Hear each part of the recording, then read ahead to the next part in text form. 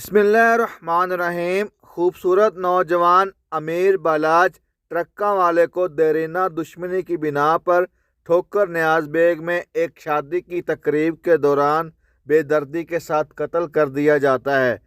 उस्मान नामी शख्स है, कोई इनका दोस्त है अमीर बलाज का, उसके भाई की शादी थी। ये जो अमीर बलाज है ये वहाँ पर वलीमा के लिए गया हुआ था। एक शख्स ने पेंट कोट पहना हुआ, उसने कहा कि मुझे आपके साथ सेल्फ़ी लेनी है।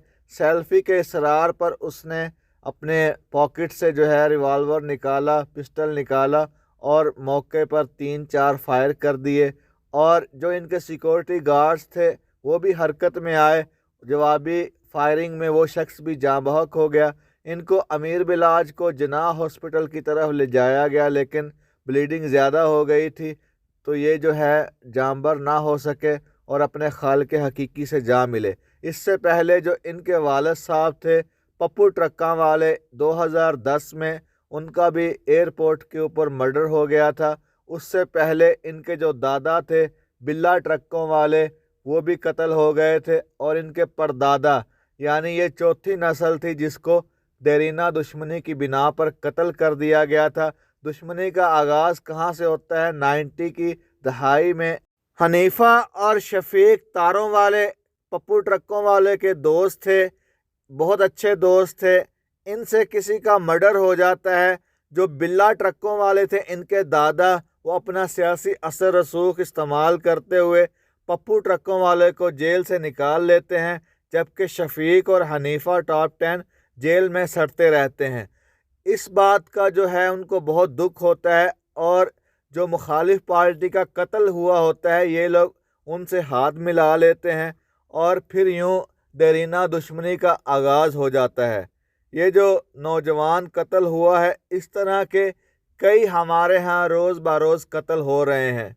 कितने लोग जो हैं सुबह अपनी दुकानें खोलते हैं, उनको पता भी नहीं होता कि उनका आज आखिरी दिन होगा।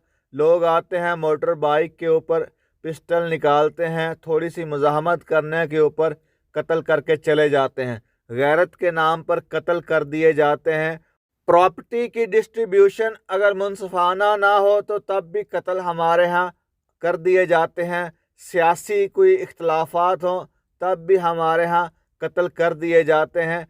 बेशुमार किस्में हैं, कत्ल की वजूहात बहुत ज़्यादा हैं हमारे यहाँ।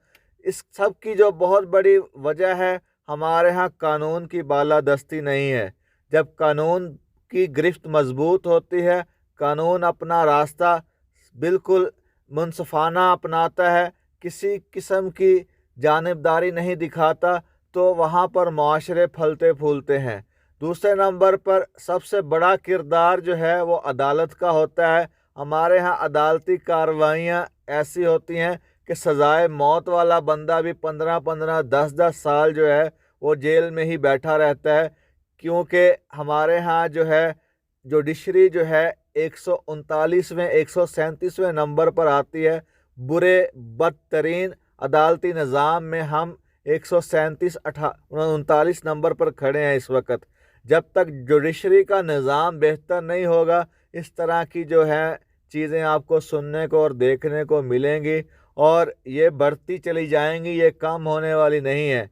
आज ही अदालती निज़ाम बेहतर बना दिया जाए, 2 महीने के अंदर अंदर फ़ैसला सुना दिया जाए और करार वाकई सज़ा जब मिलने लग जाएगी, लोगों के अंदर खौफ खुदा भी आ जाएगा और लोग जो है कानून के एहतराम करने वाले भी बन जाएंगे। फिर ज़रा सी बात पर कत्ल नहीं होंगे, बल्कि लोग जो हैं सुलह की तरफ जाएंगे। आज ज़रा सी बात हो जाए तो लोग पिस्टल निकाल लेते हैं। पता है, क्योंकि मैंने थाने कचहरी में जाकर अपना असर रसूख इस्तेमाल करना है, 4 पैसे मैंने लगाने हैं, मैं बाहर आ जाऊंगा। ये सिलसिला जो है जुडिशरी हमारी रोक सकती है।